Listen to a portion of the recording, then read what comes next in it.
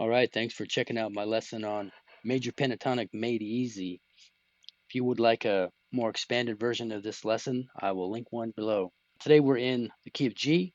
So first thing we want to do really is look at this E-shaped G chord down here, big old bar chord. And then the next one we're going to look at is really just a triad out of this. So it's really it's a D shape. I'll call it a D shaped triad, but it's, depending on how you look at it, caged wise, is it a part of the D shape or the C shape? It's really both. And then you got this A-shaped G chord right here.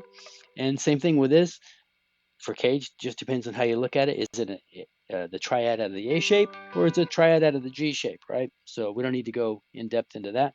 But we're mostly concerned with this little triad, 5-1-3. So it's really important to know these little triads and to know all the numbers of the notes in these shapes. So in this little triad, this D shape, you got 5-1-3. The cool thing about this triad and this triad is they're both 5-1-3, right? They're just a slightly different shape because of the B string. 5-1-3, 5-1-3. And then we got this shape again back down here. So you're going to want to know all the numbers on this shape. So you got 1, 5, 1, 3, 5, 1, right? So a simple major chord is made up of ones, threes, and fives, right? There could be, in a big chord like this, there's multiple of those. But in a small triad like this, there's only one of each, right? 5-1-3, like we said. We're going to use these 5-1 pairs. We're going to use them as both anchor points and launching pads. I like to look at them like that. So for anchor point, so look at this chord, 1-5-1. These two notes. So let's just come up here and now put our index finger here.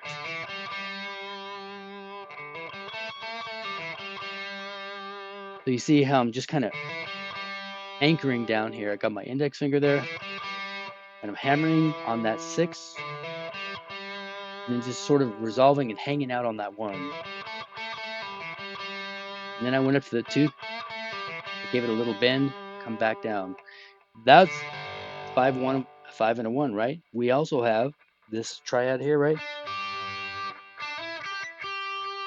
Same exact thing, right? And then in this A shape, this little triad,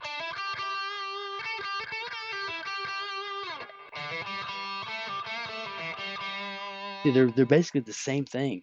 So we're kicking off on these 5-1s. Here's another anchoring thing we can do.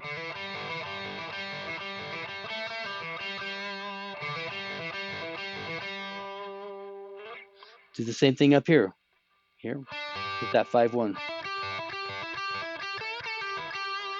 You've probably heard this in hundreds of Southern rock songs. And then you can do it in this E shape. You've got this 5-1 pair here.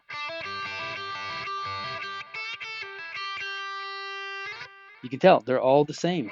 5-1, 5-1, right? 5-1 and 5-1. So we can do these riffs like the same exact riff, but you can tell how they all sound a little bit different, and they give us kind of different options. So there you are with anchor points. Now let's launch off of them diagonally. See how we just moved actually from this shape by looking at the 5-1 pair.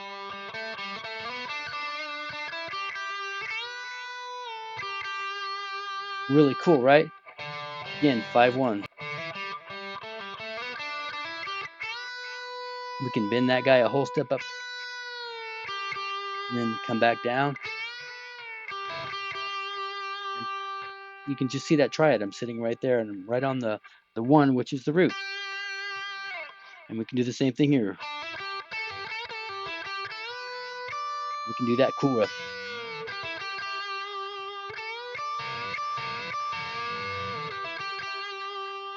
And here we're just bending this one up a whole step. Now look at this. That E-shaped G chord that was down there, it's way up here too, right? It's just 12 frets up. Same thing as this. So when we look at this 5-1, and we come off this 5-1. See how we did that? Just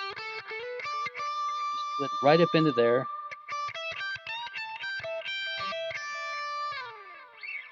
So you got 5-1 here, you got 5-1 here, you got 5-1, we got 5-1, we got 5-1, we got 5-1. We can do the exact same licks in all these different places.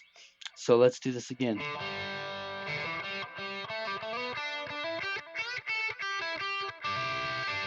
We can do that really cool.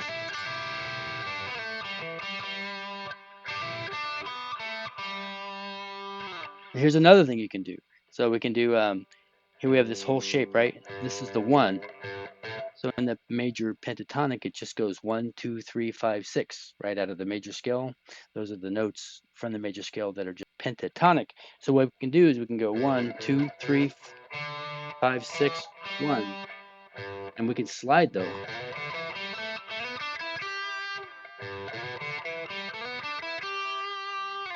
And the same thing from here, really. Look at this, it's the same as this. You know, this shape, this E shape is based on the 6th string, whereas this A shape is based on the 5th string root.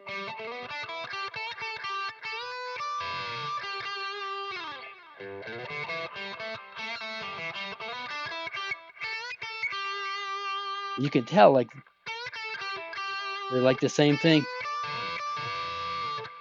but they sound different because you're in different registers. You know, you're on lower notes or higher notes, or down further on the fretboard or up higher on the fretboard.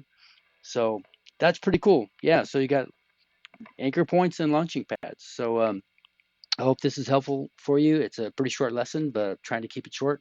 Good luck. See you next time.